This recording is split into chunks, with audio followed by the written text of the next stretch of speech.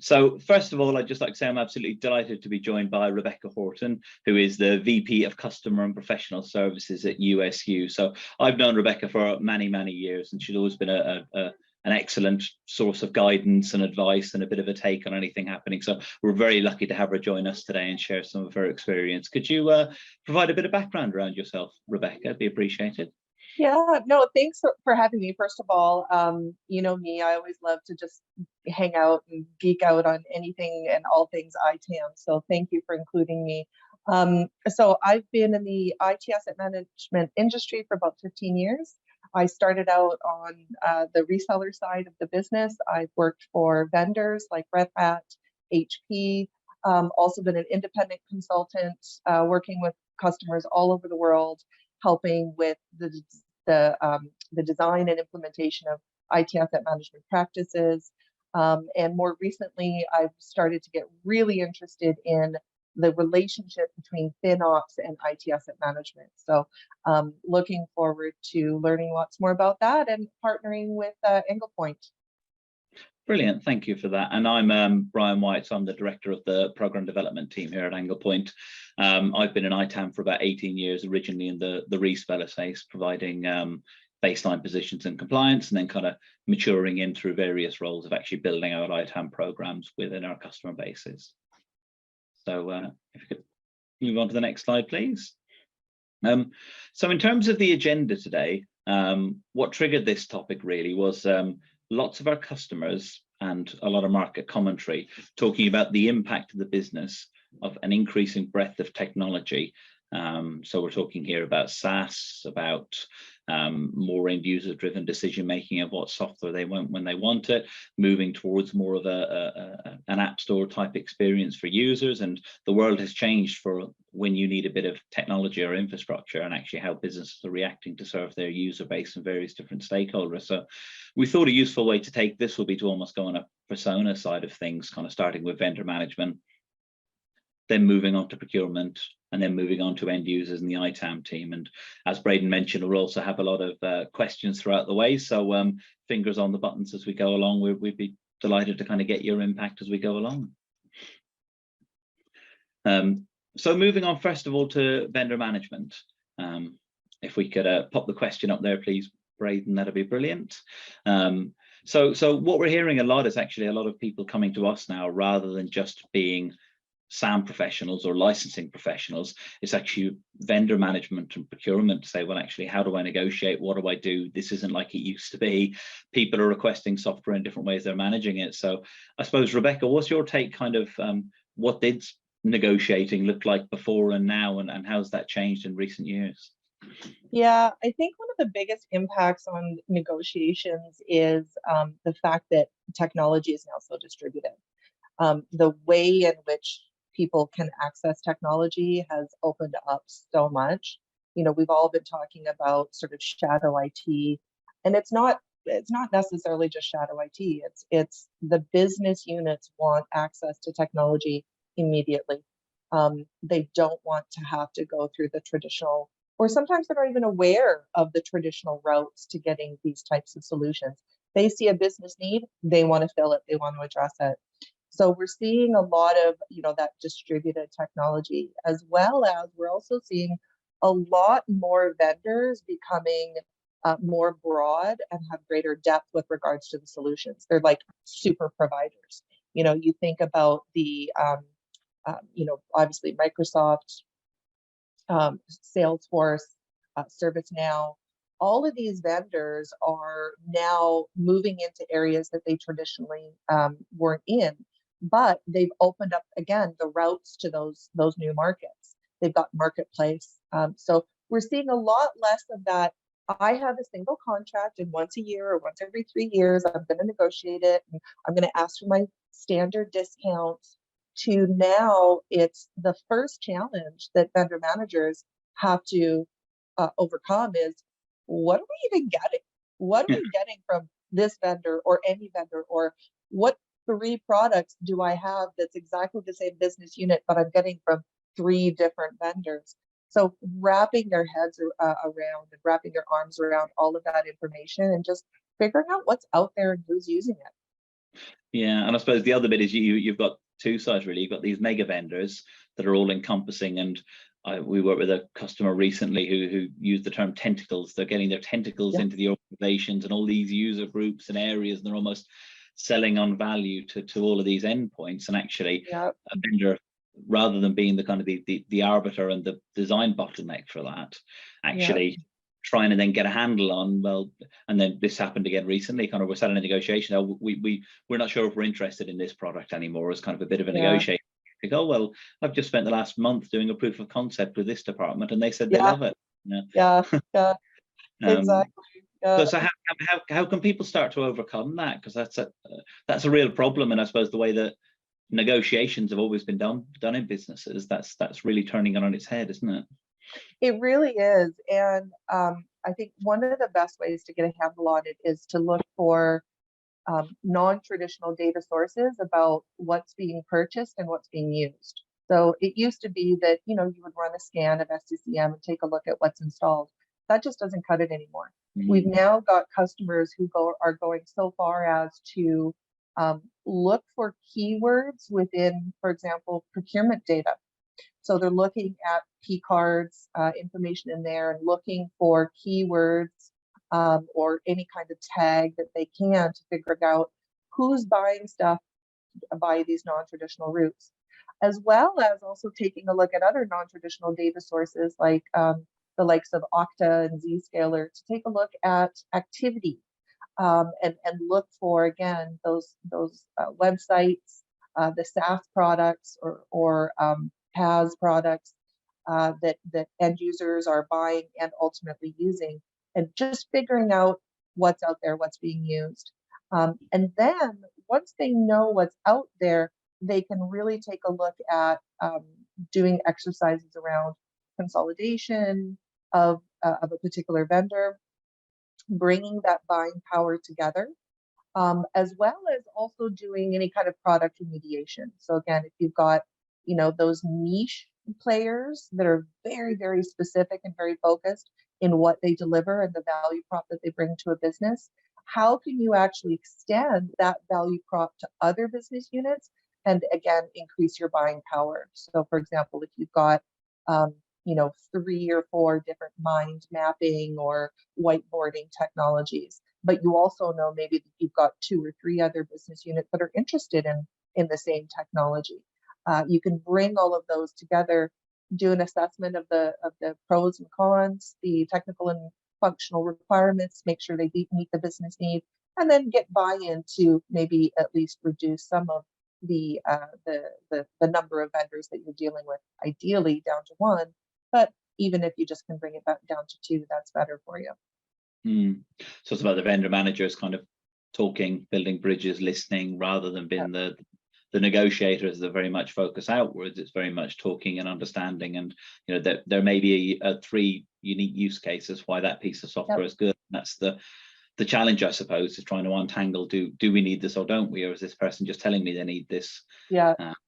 Exactly. They do need it, and then are they losing commercial economies of scale by doing that? And is that worthwhile with the technical barriers they may even get from an enablement perspective of people using these different technologies? Yeah, exactly. So I suppose it's really, I think the other piece there in terms of negotiation, so I think, again, a big piece is the environmental impacts that we've seen, and a big drive, again, I'm sure you've heard similar across a lot of organizations, to cut costs and reduce OpEx in particular, whereas there's this big drive towards OpEx from the vendors of everyone going SaaS and everyone going subscription. Even you negotiate a framework, and a really interesting conversation with a negotiation leader, one of our customers, and it's you're not even negotiating what you need and placing an order anymore. You're negotiating this framework that you're then just going to consume against, and it could end up being twice what you'd originally budgeted, because you're almost putting this in place. And how do you see that playing out to kind of software vendor management and negotiations? What have you seen? Yeah, so I think, obviously more and more vendors are going to continue to move to SaaS subscription type models. And the reason is to their benefit, not to their customers, despite what they say. I think that's really only going to change once enough of the marketplace starts to realize that it actually isn't less expensive, that the old models were actually more cost effective.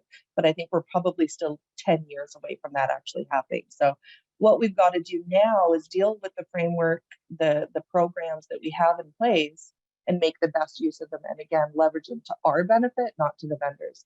Some of the ways that you can do that is actually by understanding tax laws and revenue laws within your country, your state, or wherever you might be. If you can understand what some of the tricks and tips are around turning OPEX into CAPEX, that's a great negotiation point, a great leverage point for you as an organization. That doesn't even necessarily need to be part of the negotiations, but it's just understanding where you can kind of move some of that money around. For example, if it's a project, in many states in the United States, you can actually CAPEX operational spend because it's a project, as long as it's part of the initial implementation. So getting really close to your project teams, your architecture teams, and your business means that you get ahead of those buying cycles. You get inserted into those negotiation and those procurement processes much sooner, so that you can raise awareness about how you can leverage OPEX spend into CAPEX and leverage that to your benefit. Yeah, so it's all about not being blindsided, really. And again, this is a thing that we hear a lot from negotiation and vendor management teams is, at the 11th hour, they'll get an invoice from the vendor, and then they've got to go and figure out, are we using it or not? So I think it's that thing of have your data ready. And I think another thing that we always find useful is to build out a renewal calendar. So kind of triage your vendors into kind of core mega vendors that we use and like, and then kind of the tail that we're not really sure about, and then attribute a different set of activities, maybe 9 months ahead for one, 6 months ahead for one, and 3 months ahead for one, and then build the data that can actually support you to make better decision making around that. And something else we've observed, and I'm interested to get your take on this, is kind of the carrot and the stick with vendors. So actually going in and being the kind of the hardball type negotiator isn't necessarily the best route to go anymore, because if you've got your estate all on AWS, you've not really got anywhere else to go. So it's not really that hard to go. However, understanding the triggers and the levers where they're going to get their comps and they're going to move forward. If we take this Office 365 product and this is your product and we do a proof of concept here, can we free up some deployment, free of charge consultancy? Can we unlock some of your programs? And again, it's a more nuanced negotiation, I think, than historically it has been. But again, interested in kind of your experience and what you've seen there as well. Yeah, I think if you can build transparency with your vendor partners, I think that's always to your benefit, right? Obviously, there's certain information that you've got to keep kind of close to your vest and not necessarily share everything. But don't be afraid to ask them questions. Ask your vendor rep, what are you getting comped on this year? How can I help you accomplish your goals? You want to make more money as a salesperson. I want to get the best deal. How do we work together to be able to do that? If you can get that kind of insight into what's driving them and why they're kind of like, not forcing, but maybe pushing you towards certain things, then you can understand how you can use that information to your benefit, again, as opposed to theirs. So ask questions, be open, be transparent, talk about what your challenges and your business goals and objectives are for the next 1, 2, or 3 years, and make sure that you align with what their goals and objectives are. And if they map up, then that's to your benefit. And that's where you can pull those levers and get those extra discounts. And you can do things like introduce new technologies or help influence the business to move into different areas. Otherwise, what you have to understand is if you're ready to pull out the stick, you've got to be willing to use it. And not only have you got to be willing to use it, you've got to understand what the operational impact is to your organization. If you're going to threaten to move to AWS from Azure or vice versa, you've got to be willing to do it, and you've got to have a plan to be able to do it. Yeah, absolutely. And again, I think, back to those tentacles, really, where we've seen people dig in and try and have that conversation, the tactics will invariably be that they go around you and then go to those project teams and go to the people that do want the conversation around the technologies that get the comp. They'll have the list in their CRM system of the people in your organization that will do that. So again, if you can be a supporter and an understander, again, we've seen things come a lot better, and actually those discount levels unlock, or maybe not necessarily discount levels, but unlocking, you know, significant amounts of things like professional services and training and other valuable things to your organization. Exactly. Yep, exactly. And I think the other thing I've probably seen is around there's a lot of competition, particularly around SaaS vendors in particularly small spaces. Be willing, if you're willing to use your brand in something like a case study or talk at something, or put your brand behind it, there is a financial benefit to that, and leverage that benefit as a percentage discount into the negotiation again is something that we've seen really effective, because there is that there are slim pickings really, and when you get to a C level, the difference in those technologies are very hard to understand. So again, putting your don't underestimate the power of your brand, I would say, and commercialize that. Yep, absolutely. Yeah. Okay, perfect. So I think that's mostly it from the kind of vendor management side of things. I suppose just kind of wrapping up on that one really, Rebecca. So what does good look like really, do you think, in today's world for kind of vendor management? I think the other thing to consider here is probably this, and we'll touch on this in a bit, is kind of tight ropes versus guardrails. Kind of, you will use this product or else it isn't really working anymore. It's more around you can do what you want so long as you act within these guardrails and you can be productive. But yeah, interested in your take, what good looks like. Yeah, I think, you know, good looks like, first and foremost, access to data, right? Information about what's being used, where, by whom, how, and all of the other different data points or elements that you can use to help make justifications, business cases, plans, et cetera, et cetera. So first and foremost, data. I think good also looks like having an understanding of what, again, your goals and objectives are. If as a vendor manager, you have a specific set of KPIs and metrics that you're being measured against, focus on those with regards to your negotiations and use those to your benefit. If one of your KPIs is percentage of discount, then look for that and talk to the vendor about that. If it's something else like, you know, actual cost savings or cost avoidance, then look for those and make sure that you align your KPIs and metrics so that when you're reporting up to your leadership, you're telling them what good looks like and how you've met what good looks like. I think the other final thing is around, like you were saying, you know, policies and processes have historically been very limiting.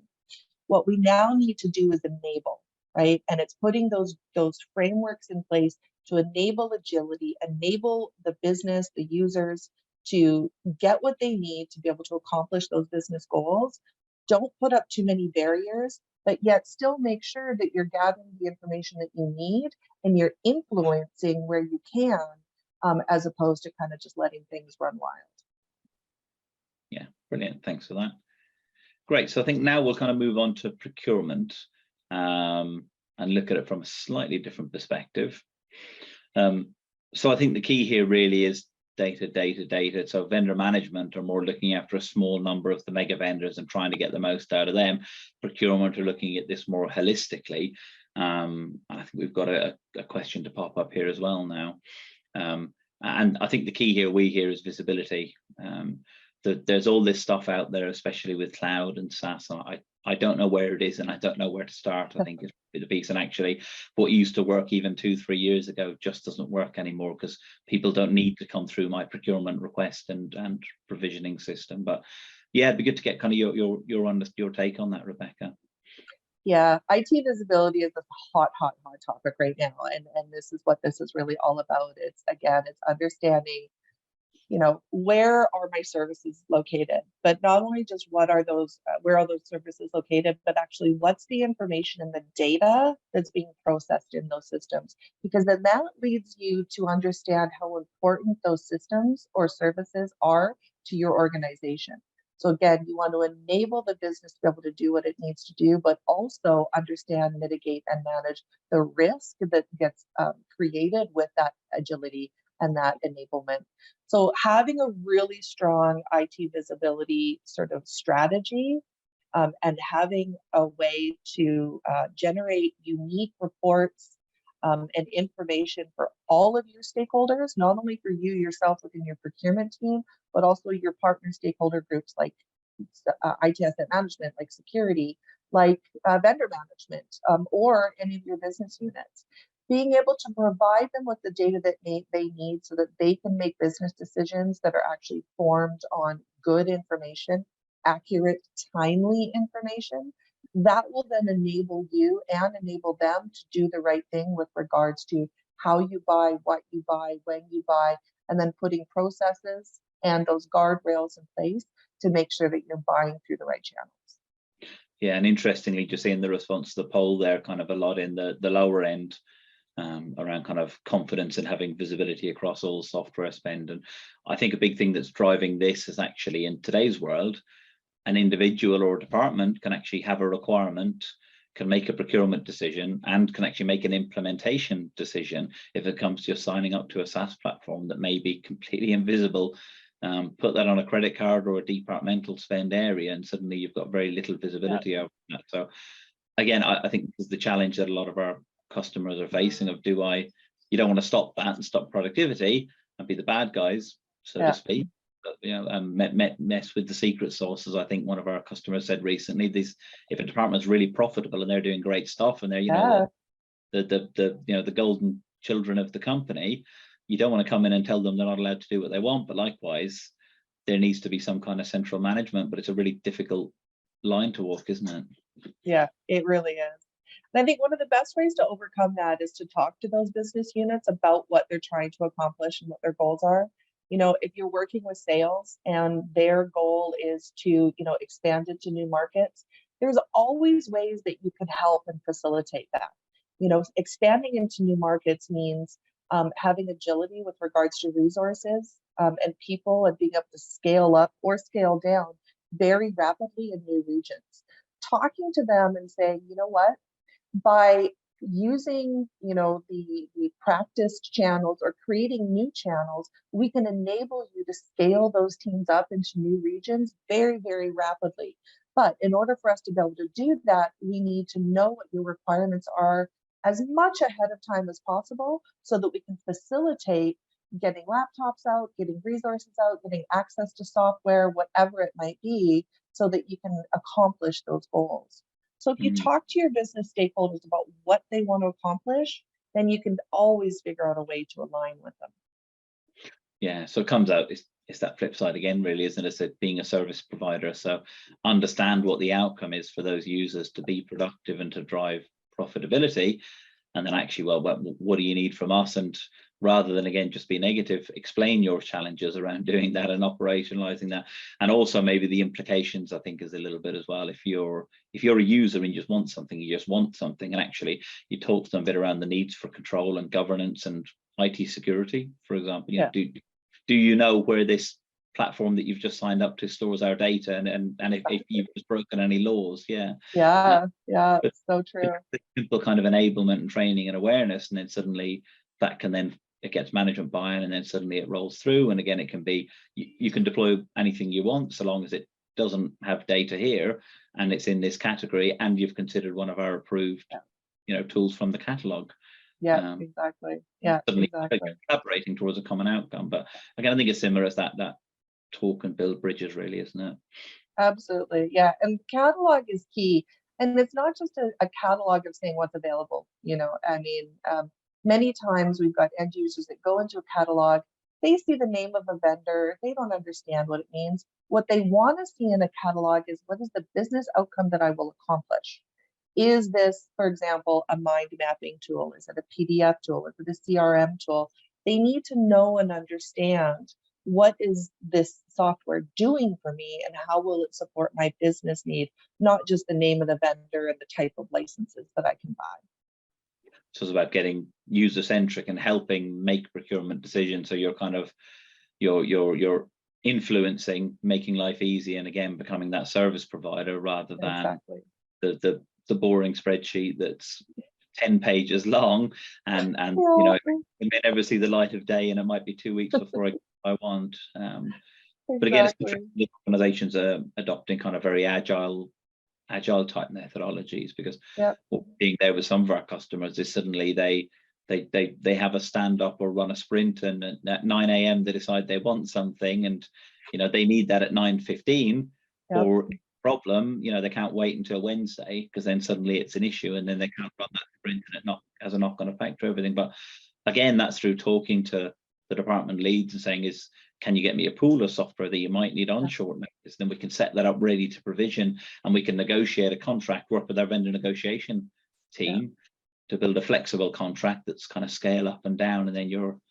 kind of augmenting the machine around getting the best experience. Yeah. Anything you can do to automate standard processes is to your benefit, right? It's all about get the data, automate the process, and then facilitate a smooth and easy transaction for your end users. Yeah, and the other area of interest in take, and we're hearing kind of from very much from a sourcing perspective of, actually we used to have, option A and option B for sourcing, and option B was everything from a table, and it could be do a bit of software, but that's not really working anymore. So actually reworking that end-to-end data, the governance, the process, kind of what's your take on kind of what's changed there in recent years? I mean, I think so much has changed. The transformation of the IT landscape has had such a huge impact on the need for governance, right? When we think about practices like FinOps is, to me, the way I kind of explain it to myself, is the combination of, finances and governance, right? It's, again, understanding what kind of the triggers are, understanding what kind of framework you need to put in place to put in standardized controls, automated controls, but yet still enable the business to act quickly and do things in a very rapid way, because the marketplace is ever changing. Businesses need to be able to respond very, very quickly to market changes, and the way that they do that is through technology. So I think that, having a framework for governance is now more important than ever, because we need to facilitate agility, but maintain some sort of level of control. And the only way that you can do that is through automated governance with various tools and technologies. The right level of governance, isn't it? And talk and listen. I think that's the key. And then build the governance that achieves what they want to. Okay, I think that's really interesting. Now, if we kind of jump to the user perspective, I think we're kind of well on the way there now anyway. But I think this is the key, really. And again, this has been a lot of the feedback of actually we've had this mandate to adopt this decentralized, empowered end user positioning. We need to figure out how to make that work for us, and what does it mean? And again, there's a lot of traditional IT config SAM departments that are really struggling with this. So kind of what I know we touched on that already, but what does that kind of seamless end user experience kind of look and feel like, do you think? Well, again, I think through data and automation, you can almost create an internal marketplace, right? So for an end user to have a positive experience with regards to the request process, it needs to be, first of all, easy to find. So part of that comes through ongoing and communications with all of your end user groups. You've got to remind people on a regular basis how to get the software or the services that they need, and how to do it in a quick and easy way. Whether you're sending out an email or you're doing like a little quick coffee break reminder, people forget the last three things that they heard. So if you don't stay in front of them, now if they need something and if they can't find it within literally 30 seconds, they'll go and get it themselves by some other route. So first of all, you've got to communicate with them on a regular basis to remind them where to go. Once they get there, then you've got to make the process seamless, easy. So again, it's about understanding and creating a catalog of assets so that they can go in and not search for Adobe or even PDF, but they can search for the business outcome that they're looking for. Things like document signature, things like customer relationship, or place to store my customer data, right? Those are the types of things that end users search for. Quite often, our end users are not technical. They're not particularly savvy in the world of software. They're not thinking about the features and functionality. They're thinking about the business outcome. So that's what you've got to help and enable them to search for when they go into that catalog. Once they get into that catalog and they're able to find what they need, then you've got to have the fulfillment as easy as possible. So again, don't put controls and limitations in place. Many organizations that I work with, they wait for a procurement request to be fulfilled before they actually deploy the software.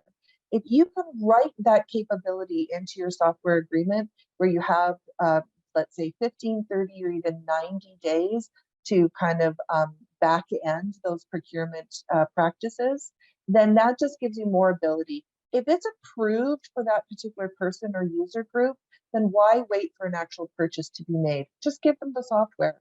They can get on with their day and you can get on with making that purchase. You've got a happy end user and you're able to stay within the framework that you built. Yeah, so a key piece here is then going to be persona management, isn't it? Thinking about it from an operational standpoint and an IT standpoint behind the scenes in the black box. So at the point that person clicks on, I want a piece of software, and they're presented, you're going through that work to actually understand from your approved software or even kind of cloud provisioning catalog or whatever that might be. It's all geared towards, if this person in this role in this department has something, exactly, they're allowed it. If this, and I think that's the other bit I've taken from FinOps really interesting, is it's this empowerment. So, you know, give the automation approval to the line management. So they're not chasing the business in inverted commas or IT, they're chasing their managers, and then the manager is then clicking I agree and taking accountability for that spend and usage moving forward. I think that's the bit where ITAM, I think, can learn a lot from FinOps in terms of creating a framework for people to understand their spend, their usage, their control, and then that line manager can say, well, actually, here's my pot of spend. If I remove that bit of software for someone, I can reallocate it to someone else over here. Or if I get them to scale down that Azure instance or this set here, then it means that I can spin up this other project over here, and then you're giving more autonomy to those groups. And I think that's the way it's going. But I think you get exploding spend when people are doing that without these guardrails and structures. So it's a case, I think, of empowering, but I think the governance needed to do that is significant.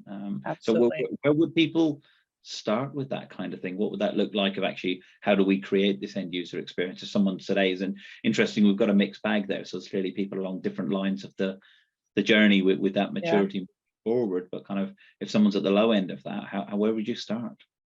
Yeah, I mean, oh gosh, that's a big question.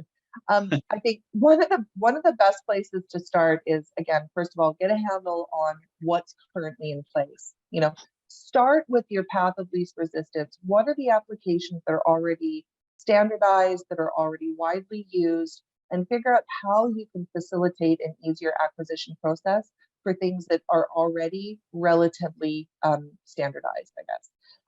Then you can start addressing some of the exceptions, right? What are the applications or systems or services that are specific to certain business units? How can you put automation further into those, particularly where you've got alignment between a business unit and a budget? Understanding where budgets lie is very, very important. And if you can help influence within the organization to remove some of those budget restrictions, then that just benefits most of the organization. If you can say this should be a central IT budget as opposed to a sales or marketing or whatever budget, then you can open things up, and then you can share those resources much more freely across those business units. So I think really it's kind of like looking for that low-hanging fruit.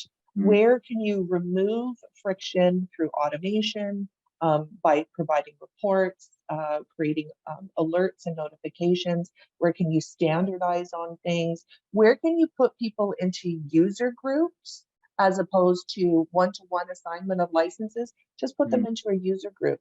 And then having the ability to then monitor, measure, and report on the actual usage of that software, and putting in place a practice whereby people will have software removed, but again, make the re-access to that software very quick and agile, and then you can really optimize the utilization of all of your software. So key thing there is going to be actually understanding your users. That's the first thing. Yeah. So if you can get data around what's our most requested software, what do we need, what are these, is there a big initiative or a big project moving forward that's going to do something really critical to the company that's got really high visibility? Let's sit with that department lead and really understand what they want and what that looks like and what it means.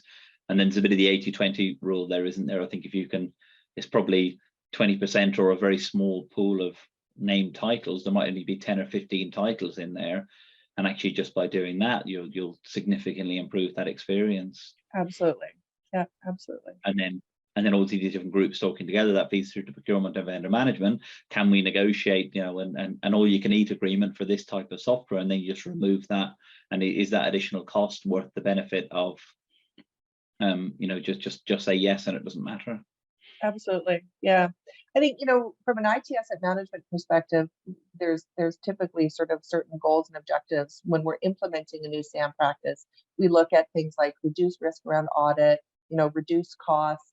The third one that many organizations focus on, but in a later phase of their maturity journey, is actually operational and organizational optimization.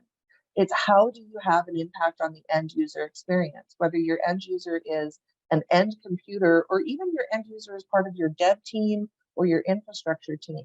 Again, the goal is get the assets in their hands that they need quickly and without friction, so that the business can continue.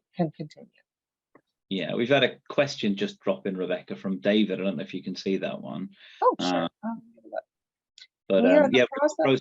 Yeah. Oh, you go ahead. Do you want to read it? Yeah, if I go, then you can answer. Yeah, we're in the process of modernizing our software ordering workflows. How do you see a seamless user experience kicking out to the never-ending delivery options, SCCM packages, Choco repos, container images, Office stores, plugin extension managers, GitHub? So it's that amalgamation of this breadth of data like we were talking about before. How do you make that seamless and single point? Yeah. I'm probably not the best person to answer this because I'm not technical, so I can only ever speak conceptually. But I would say if you can kind of group together your different types of software assets, right? And say, okay, these ones are all done by SCCM, or these ones are done by, all of the various methods by which you can provide access. Once you get that sort of like standardized process, then you can look at automating it, right? And sometimes that means the introduction of additional tools in order to facilitate. So one of the things you need to understand as far as, modernizing those workflows is, what is the buy-in and the support that you have from your senior leadership? And are they willing to invest to get the outcome that they're looking for? If they're just coming to you and saying, make this easier, then what the question you have to ask them and yourselves is, and what are we willing to invest in order to make that happen? It might mean that you need to introduce new capabilities, tools like Okta and other types of sort of identity and access management technologies. And if they're not willing to do that, then you need to be very transparent about the impact that you're going to be able to have, so that you can level set expectations. So I hope that helps. Yeah, and I think a bit to add there really is manage your third parties, I think will be my feedback. In particular, if you've got resellers or you've got suppliers, a key piece here is actually ingestion of data, particularly spend data, procurement data, into your procurement systems. If you're doing an RFP for a reseller, then right into that RFP, you need to provide us with this reporting on a dynamic or on a regular basis of these fields in this way. And if you can't adhere to that, then you should not be a reseller, because this is a prerequisite for what we need. And then actually start to manage that end-to-end data piece in a much more efficient way. And then in terms of the delivery side of things, again, I'm not particularly technical, but I think the key is kind of very much obsessed with the user experience, and then if there is automation between different tool sets and what that looks like, try as best as possible to kind of make that the black box that sits in between, or if that is an automated box, kind of automate as much as possible through that workflow. And again, we've seen the third-party tools that can provide that or can work together to provide that. Yeah. One of the biggest areas of growth within the IT industry is actually in the area of APIs. So the things that connect your various systems together is huge business right now. So, that's how you facilitate all of this stuff. It's not about having one single source to go to. It's about creating a network of systems that all work and talk together. Yeah, absolutely. And again, in the selection and growth of those systems, interaction and data flow is key then between them. Absolutely. Okay, so great. Now jumping on to the one probably closest to our hearts and probably most people on the call, the ITAM team. So I think something that's really interesting that we've seen is kind of there are various ITAM teams. Some kind of sit and very focused. They do a great job around kind of running a tool like USU and managing it and managing the entitlement and controlling that and doing the ELPs and negotiating and maybe working with vendor management. A lot of things we've spoken about today have very little to do with producing ELPs necessarily. There may be a part of the process and very little around maybe tools necessarily. So kind of you're having a bigger, more business-led conversation, which often can be uncomfortable for some SAM departments or people within them. Kind of, again, I suppose, Rebecca, your feedback and kind of where would you start with that kind of discussion in terms of engaging with the stakeholders? Yeah. So my biggest, I guess, trick or tip with regards to engaging stakeholders is back to something I mentioned earlier, which is the first question you ask is, what are their goals and objectives?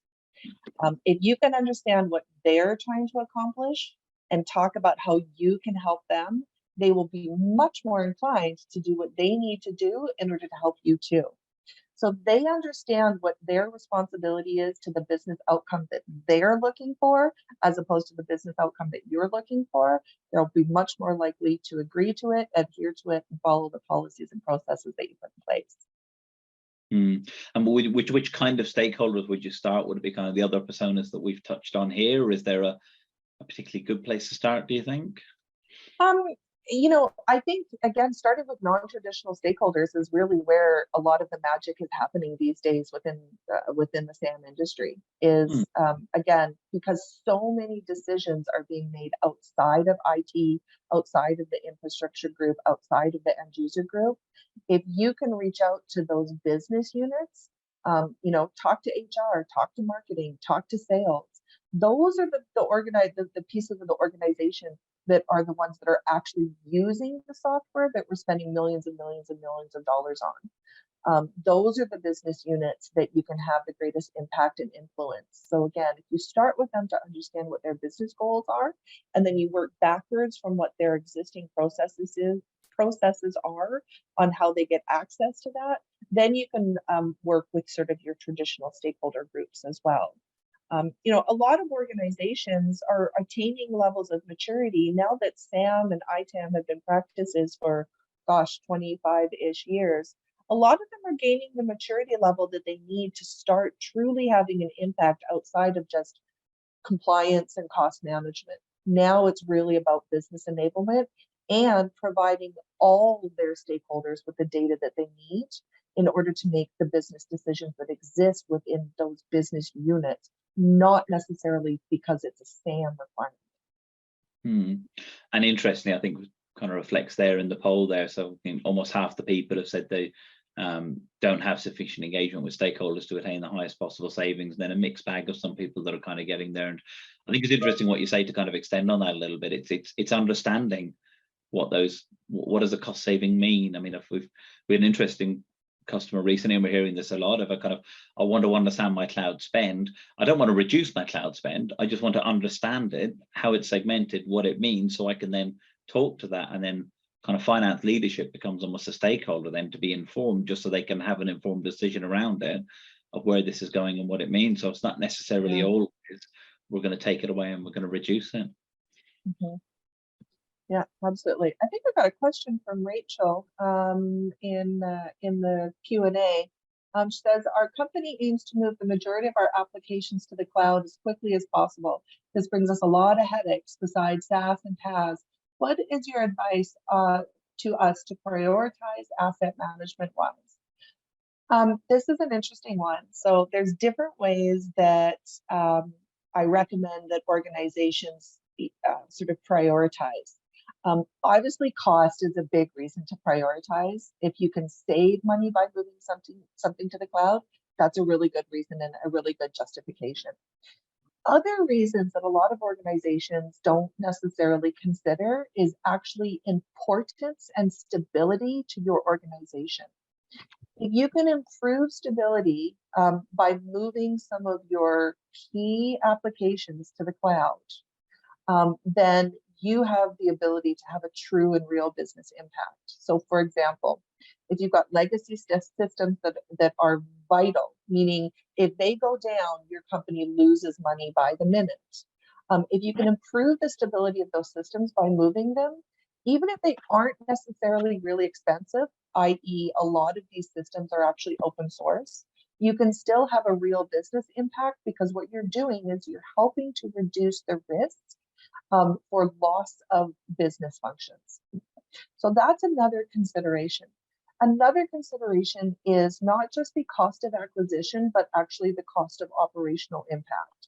So quite often we see multiple systems coming together that support the delivery of whatever your service might be as a business, whether you're, selling widgets and fidgets right on through to airlines or banks or insurance or whoever. Whatever you're selling, the systems that you use in order to enable you to sell are the ones that generate your revenue. So looking at revenue generation systems is also a really important factor.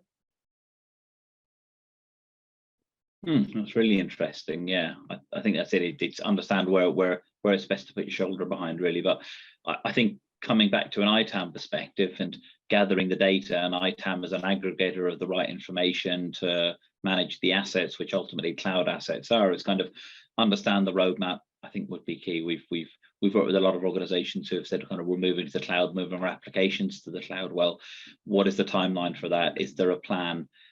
Is this application going to remain on premise? Is it going to, adopt one of the rehosting, replatform, refactoring? Kind of how are we going to change that application? What does it mean? And ultimately, I think from an IT asset management perspective, what we're trying to understand is in what year of the contract is that going to change? What does it mean? What does that mean in terms of the different metrics that I need to measure?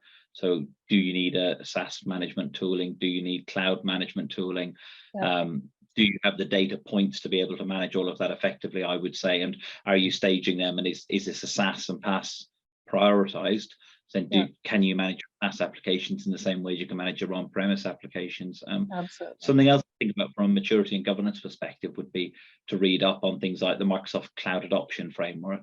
And AWS have this as well. But essentially, it's almost a cloud guide to starting a SAM program, and also a lot of the FinOps areas of actually what do we want to measure? How do we measure it? What does that look like? How do we want to present stakeholder reporting? And kind of ask yourself all the same questions that you'd probably ask yourself in an on-premise environment, and actually just flush that through and say, actually, our scope is no longer on-premise. Our scope is now on-premise, SaaS, PaaS, and public cloud. And that means you have the same control, visibility management, ability to attribute consumption to users, request management, provisioning, control, automation. Again, a lot of those things come into play. So it's just, I think my feedback would be kind of listen, understand what's the rate of that cloud adoption happening, but also kind of take a lot of your asset management core skills, because what we're seeing is they are really relevant when you're bringing that back to a finance provider that doesn't understand overspend. Is actually quite a similar challenge to I've got too many copies of Visio at a very fundamental level of do you need it? Can you do with the lower version? And actually bringing that on a much greater scale. Exactly. Yeah. And I'll also add, keep an eye out for the edge and IoT. Anything that's whatever's coming next, right? And that's where computing is going, out to the edge, which is both risky as well as an amazing opportunity. So get ahead of that as much as you can. So what do you do there? I think probably from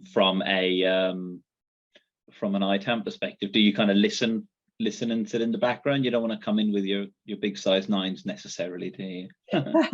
Yeah, I mean, listening, again, that stakeholder engagement is just so vital. If you're currently working on a project to move everything into the cloud or SaaS or PaaS or whatever it might be, I guarantee that those stakeholders that own those projects are already thinking about what comes after that. Because they've got architecture and planning that extends 3, 5, 7, and 10 years.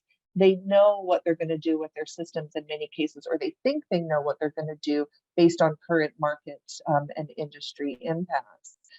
But the more that you can talk to them about what are our long-term plans and visions and goals, and where are we going to start pushing this computing after we've got it in the cloud, Is there an opportunity for us to move things out to the edge, do further containerization? What are the impacts of IoT on us? Because one thing that we forget about within the IT asset management space is that we care so much about the asset, we forget that the greatest asset to the business is actually the data in those systems. So we need to be thinking again about what do they care about? Because I guarantee your marketing department doesn't care about licenses, but they do care about all of the great information that they get from the systems that have all of that amazing customer and interactive data. Yeah, exactly. So I suppose what does good look like then for an ITAM department in terms of kind of where things have changed at the moment and maybe at different levels of maturity? And I think FinOps is probably a key one to consider there. Learn FinOps, understand FinOps. I think there's a lot of core 100%. things in that are great, and it'll also give you that base level of kind of ITAM applied to FinOps. And I mean, when I was doing my FinOps certification, it was just this is all the same themes really of kind of where ITAM has come in recent years. It's really interesting. Yeah, it really, really is. Yeah. And I think, the other thing that good looks like is quality, complete coverage, timely data. It's what all of these are built on, is the data.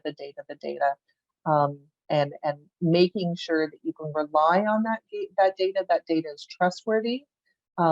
Data improvement should be an ongoing goal within your ITAM or FinOps practice.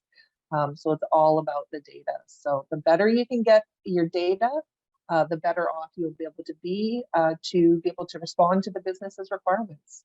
It comes back to cloud again. It's what is the report that somebody wants? Give someone a blank piece of paper. What would you like to see? What is that report on? And your job is to work backwards from there. Exactly. Yeah. Okay, great. So I think moving kind of on from there in terms of the ITAM team, kind of what's next in terms of where to move forward with this. So a little bit of a plug here, but here at Anglepoint, we obviously work with a lot of very large scale organizations and with our partners like USU. And actually, we've observed over many years the challenges that people have, and often the challenges people will jump into those middle boxes there. And actually, I need to sort out my process, or I need to write a policy, or I need to pick a tool. But actually, again, I think what we've spoken about here a lot is take a step back. What do we want to achieve? What are the goals? What does success mean? Fundamentally, which departments are going to look after which area? And actually, is our data complete, aligned to those goals? Because if we've got a security heavy program versus maybe a cloud heavy program versus a cost saving top 5 vendor type program, is going to be very, very different. And then do we have the publisher information and the inventory understanding to do that?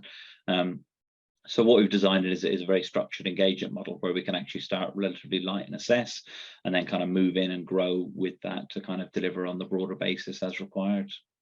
And then I think the other piece is in the kind of manage and improve piece as you do it. So a lot of people start a TAM program, there's a big bang, there's a lot of excitement, they get it moving, or an ITAM program, and actually maybe 3, 6, 9 months down the line, it slips into BAU. So it's kind of keep asking yourself kind of what's the next thing we're going to do, where are we going to go, what's the next change that's coming, and how can we align ourselves to that as an ITAM department. So I think that would be the key. But again, kind of feedback from yourself about kind of how to stay relevant and move forward and where to start. Well, I always say have a plan, right? Have a 1, 3, 5, 7, and 10-year plan. Doesn't mean you have to stick to it, because again, you've got to be agile, but have a plan. And I think workshops like these are absolutely vital, whether you're just starting out, whether you've been doing it for a few years, or whether you're ready to transform. Start with a workshop, figure out where are you now, where do we want to be, and what's the plan and the steps for us to get there. So I love this kind of approach. It's absolutely fabulous.